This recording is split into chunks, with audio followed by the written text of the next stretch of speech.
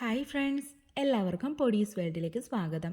ഇന്ന് ഞാൻ വന്നിട്ടുള്ളത് ബ്രേക്ക്ഫാസ്റ്റ് ആയിട്ടോ ഈവനിങ് സ്നാക്കായിട്ടോ ഒക്കെ കഴിക്കാൻ പറ്റിയിട്ടുള്ള നല്ലൊരു പലഹാരത്തിൻ്റെ റെസിപ്പി ആയിട്ടാണ് കേട്ടോ. നേന്ത്രപ്പഴം വെച്ചിട്ടാണ് ഈ ഒരു സ്നാക്ക് ഒന്ന് തയ്യാറാക്കിയിട്ട് എടുക്കുന്നത്. അപ്പോൾ വീഡിയോ കണ്ടുകൊണ്ടിരിക്കുമ്പം ഇഷ്ടമാവുകയാണെന്നുണ്ടെങ്കിൽ മറക്കാതെ ഒന്ന് ലൈക്കും കൂടി ചെയ്തേക്കണേ. അപ്പോൾ നമുക്കിത് എങ്ങനെയാണ് തയ്യാറാക്കുന്നതെന്ന് ഒന്ന് നോക്കിയിട്ട് വരാം.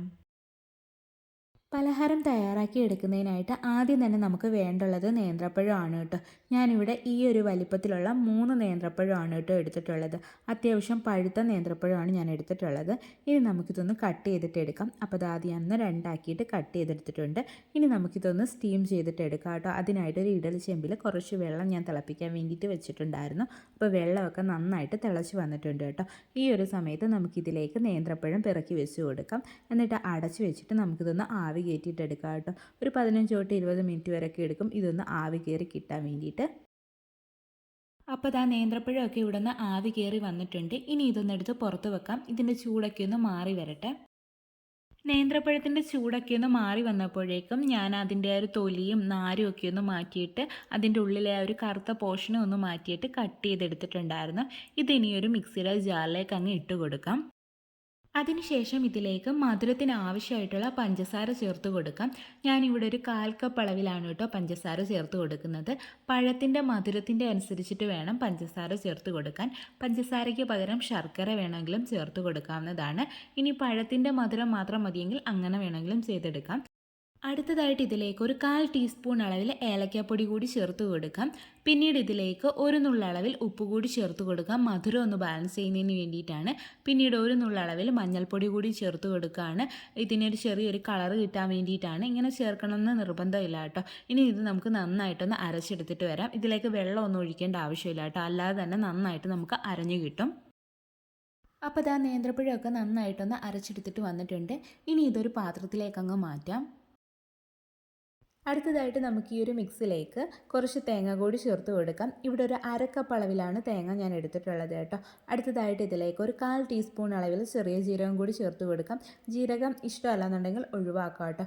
പിന്നീട് ഇതിലേക്ക് കുറച്ച് അണ്ടിപ്പരിപ്പ് കൂടി ഞാൻ ചേർത്ത് കൊടുക്കുകയാണ്. അതൊന്ന് കട്ട് ചെയ്തിട്ടാണ് ചേർത്ത് കൊടുക്കുന്നത്. ഇതിന് പകരം വേറെ ഏതെങ്കിലും നട്ട്സ് ചേർത്ത് കൊടുക്കാം. ഇത് ചേർക്കാൻ ഇഷ്ടമില്ലാന്നുണ്ടെങ്കിൽ ഒഴിവാക്കുകയും ചെയ്യാം. അടുത്തതായിട്ട് ഇതിലേക്ക് 1 ടേബിൾ സ്പൂൺ അളവിൽ നെയ്യ് കൂടി ചേർത്ത് കൊടുക്കുകയാണ് കേട്ടോ. നെയ്യും ഓപ്ഷണലാണ്. എന്നിട്ട് നമുക്കിത് നന്നായിട്ടൊന്ന് മിക്സ് ആക്കിയിട്ട് എടുക്കാം. അപ്പോൾ അതൊന്ന് മിക്സ് ചെയ്തെടുത്തിട്ടുണ്ട്. ഇതിപ്പോൾ ഇത്തിരി ലൂസായിട്ടാണ് ഇരിക്കുന്നത് കേട്ടോ. നമുക്ക് കുറച്ച് കട്ടി വേണം. അതിനായിട്ട് നമുക്കിതിലേക്ക് കുറച്ച് അരിപ്പൊടി ചേർത്ത് കൊടുക്കാം കേട്ടോ. ഞാനിവിടെ വറുത്ത അരിപ്പൊടിയാണ് എടുത്തിട്ടുള്ളത്. അപ്പം പത്തിരിക്കൊക്കെ ഉപയോഗിക്കുന്ന അരിപ്പൊടിയാണ് കേട്ടോ. അത് നമുക്കിതിലേക്ക് കുറച്ചായിട്ട് ചേർത്ത് കൊടുത്തിട്ട് നന്നായിട്ടൊന്ന് കുഴച്ചിട്ടെടുക്കാം. അരിപ്പൊടി കൂടി പോകരുത് കേട്ടോ. അരിപ്പൊടി കൂടി പോയി കഴിഞ്ഞ് കഴിഞ്ഞാൽ ആ ഒരു നേന്ത്രപ്പഴത്തിൻ്റെ ടേസ്റ്റ് കിട്ടത്തില്ല കേട്ടോ. അതുകൊണ്ട് അരിപ്പൊടി വളരെ കുറച്ച് മാത്രം ചേർത്ത് കൊടുത്താൽ മതിയാവും കേട്ടോ. ഇത് ചെറുതായിട്ടൊന്ന് കട്ടിയായിട്ട് നമുക്കിതൊരു ബോൾ പോലെ ഉരുട്ടിയെടുക്കാൻ വേണ്ടിയിട്ട് പറ്റണം. അത്രയും മാത്രം ചേർത്ത് കൊടുത്താൽ മതിയാവും കേട്ടോ. അപ്പോൾ അതൊന്ന് കുഴച്ചെടുത്തിട്ടുണ്ട്. ഇനി ഇതൊന്ന് ഉരുളകളാക്കിയിട്ട് എടുക്കാം. അതിന് മുന്നേ കയ്യിൽ കുറച്ച് നെയ്യൊന്ന് തടവണം കേട്ടോ. അല്ലാന്നുണ്ടെങ്കിൽ ഒട്ടിപ്പിടിക്കാൻ ചാൻസ് ഉണ്ട്. അപ്പോൾ അത് ഉരുളകളാക്കിയിട്ട് എടുത്തിട്ടുണ്ട്. ബാക്കിയുള്ളതെല്ലാതും ഇതുപോലെ തന്നെ ഞാനൊന്ന് റെഡിയാക്കി എടുത്തിട്ടുണ്ട്. ഇനി നമുക്കിതൊന്ന് സ്റ്റീം ചെയ്തിട്ട് എടുക്കാം. ഇഡലിത്തട്ടിൽ കുറച്ച് നെയ്യ് തടവിയതിന് ശേഷം മാത്രമാണ് കേട്ടോ ഇതെല്ലാതും ഞാൻ വെച്ച് കൊടുത്തിട്ടുണ്ടായിരുന്നത്. അല്ലാന്നുണ്ടെങ്കിൽ ഒട്ടിപ്പിടിക്കാൻ ചാൻസ് ഉണ്ട്. അല്ലാന്നുണ്ടെങ്കിൽ ഇതിന് പകരം വാഴയില വെച്ചിട്ട് അതിൻ്റെ മുകളിൽ വെച്ചാലും മതിയാവും കേട്ടോ. ഇതെല്ലാതും ഒട്ടിപ്പിടിക്കുന്ന രീതിയിൽ വെക്കരുത്. അടുപ്പിച്ചടുപ്പിച്ച് വെക്കരുത് കേട്ടോ. കുറച്ച് അകത്തി വേണം വെക്കാൻ വേണ്ടിയിട്ട്. അപ്പോഴേക്കും നമ്മുടെ ഇഡലി ചെമ്പിലെ വെള്ളമൊക്കെ നന്നായിട്ട് തിളച്ച് വന്നിട്ടുണ്ടായിരുന്നു. ഈ ഒരു സമയത്ത് നമുക്ക് ഇഡലിത്തട്ട് അതിലേക്ക് ഇറക്കി വെച്ച് കൊടുക്കാം. എന്നിട്ട് അടച്ച് വെച്ചിട്ട് കുക്ക് ചെയ്തിട്ട് എടുക്കാം കേട്ടോ. ഒരു ഹൈ ഫ്ലെയിമിൽ 10 മുതൽ ഒരു 12 മിനിറ്റ് വരെ ഒന്ന് കുക്ക് ചെയ്തിട്ട് എടുത്താൽ മതി.